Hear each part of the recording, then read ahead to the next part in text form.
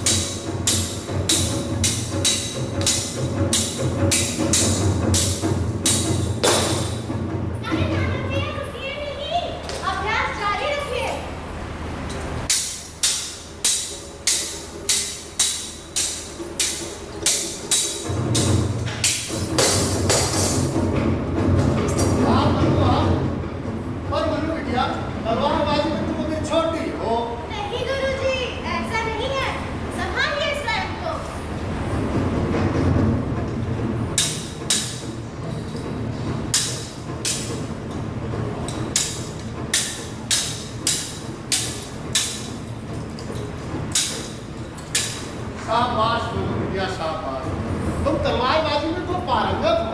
तलवार चलाना कब सीखा? नाना वाला हो गया कि तलवारबाजी देखते देखते सीख गए। उस दिन घुड़सवारी करते समय नाना साहब घोड़े से गिर गए, तब मनु ही उन्हें अपने घोड़े पर घायल अवस्था में अकेले जंगल से लेके आई थी। अच्छा, वाह, घुड़सवारी भी कर लेती हो। अब मुझे बंदूक चलाना सीखना है, पर श्रीमन पापा मुझे बंदूक देते ही नहीं है। आप ही की तरह कहते हैं, छबीली अभी तुम बहुत छोटी हो, छोटी हो। छोटी तो हो, पर मनु बिटिया, तुम जैसी कुछ वीर बालक दृढ़ निश्चयी अगर योद्धा बन जाए तो वो दिन दूर नहीं जब हम हमारी भारत माता को अंग्रेजों की दास्ता से मुक्त कराकर स्वतंत्रता की सांस लेंगे। ये कहा गुरुजी आपने, भवानी माँ की कृपा से एक दिन हम अंग्रेजी सत्ता को अवश्य उखाड़ फेंकेंगे। जय भवानी, जय भवानी, जय भवानी, जय भारत माता की, जय भारत माता की, जय। श्रीमंत सरकार की जय हो। झांसी के राजपुरोहित तात्या दीक्षित पधारे हैं, वो आपसे मिलना चाहते हैं। उन्हें आदर पूर्वक अंदर लेकर जो क्या सकता है।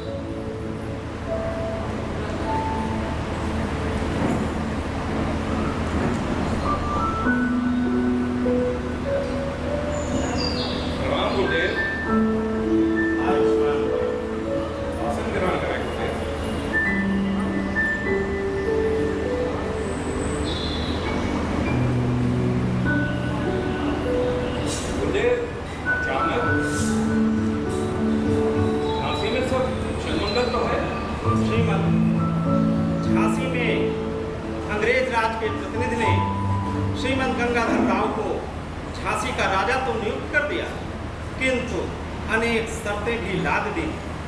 लाज तिलक भी हो गया।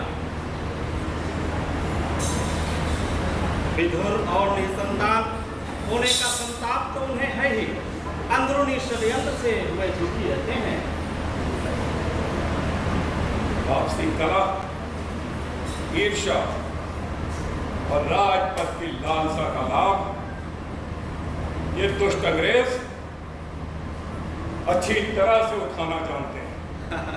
श्रीमंत, अंग्रेजों की यही तो नीति रही है, डिवाइड एंड रूल। रुकिए, अभी बताती हूँ नाना का।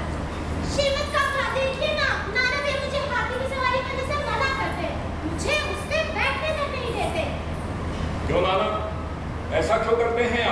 पिताश्री, मनु भी हाथी की सवारी के लिए बहुत छोटी है। नहीं नहीं नहीं, मैं अब छोटी नहीं हूँ, मैं अब छोटी नहीं हूँ, बड़ी हो गई हूँ। तलवारबाजी, तीरंदाजी, घुड़सवारी कर सकती हूँ, तो हाथी की सवारी क्यों नहीं कर सकती? मनु बेटा, बड़ों से बहस नहीं करते। देखना, एक दिन मेरे पास रोज 10 हाथी होंगे, है ना श्रीमत काका? हाँ, एक दिन हमारी छबीली बिटिया के पास 10-10 हाथी होंगे।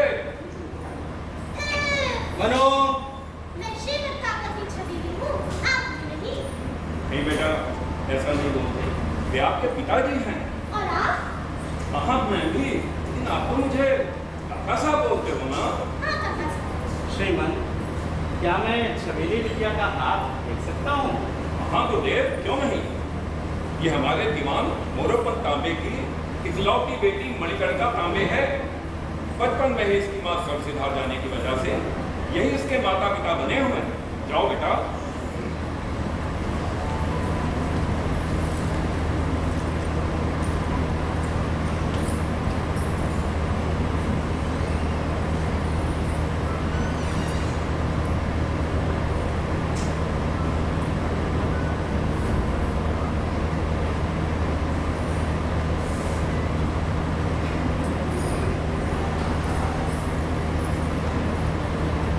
अद्भुत, अत्यंत अद्भुत। ये कन्या बहुत ही भाग्यवान है। जैसा कि अभी कह रही थी, इसके पास 10-10 हाथी होंगे, सब सच होगा।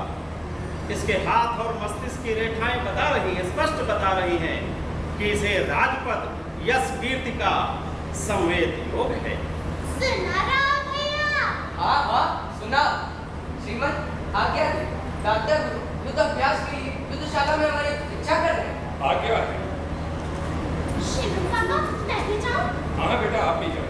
अरे राम भैया रुको, मैं भी आई हूँ, राम भैया रुको, अरे मैं भी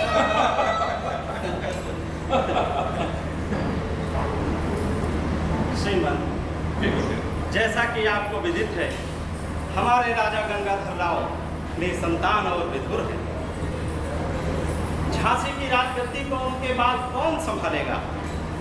अंग्रेजी सत्ता झांसी पर आग गड़ाए बैठी है। आप अनुमत दें तो आपसे कुछ निवेदन करो। एवं निसंकोच आज्ञा करें। बेटी मणिकर्णिका का विवाह हमारे राजा गंगाधर राव से करा दें। वे मराठी कथेल ब्राह्मण हैं और मोरोपंत मराठा ब्राह्मण। बेटी मनु आजीवन सुखी रहेगी और रानी झांसी कहलाएगी। बहुत सुंदर गुड्डे, इतना अच्छा प्रस्ताव। तुम बहुत भाग्यशाली। इससे सुंदर और क्या हो सकता है? हमारी छबीली बिटिया का रिश्ता स्वयं चल कर आया है। बताओ मनोहर, तुम्हारी क्या राय है? मेरी राय तो आप है श्रीमत। हमारे तो भाग्य खुल गए। अब आपको जो तय करना है करें। मैं तो मनु बिटिया का दैहिक पिता, बेटी तो आपकी है। गुरुदेव, ये रिश्ता मुझे सहज स्वीकार है।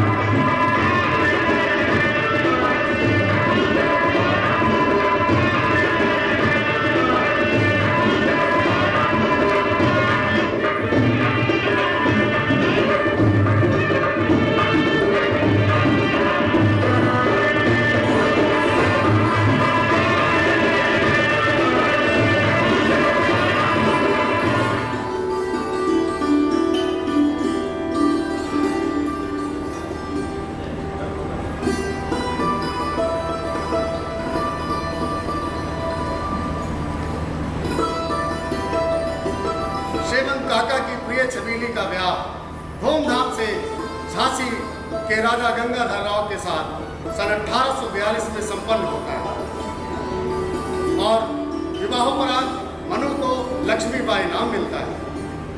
प्रजावत्सल झांसी के राजा गंगाधर राव एक कुशल प्रशासक थे। रानी साहिबा को बहुत सारी सहूलतें प्राप्त थी। उन्होंने अपनी सभी दासियों को सहेली बनाकर सामाजिक समरसता का उदाहरण प्रस्तुत किया और उन्हें और बुंदेलखंड की सभी वीर महिलाओं के संग एक सैन्य दल दुर्गा वाहिनी का गठन किया। झांसी के किले के अंदर ही उन्हें सैन्य शिक्षा दी जाती थी। वहीं दूसरी ओर हल्दी कुमकुम जैसे पर्व को एक उत्सव का रूप दे दिया।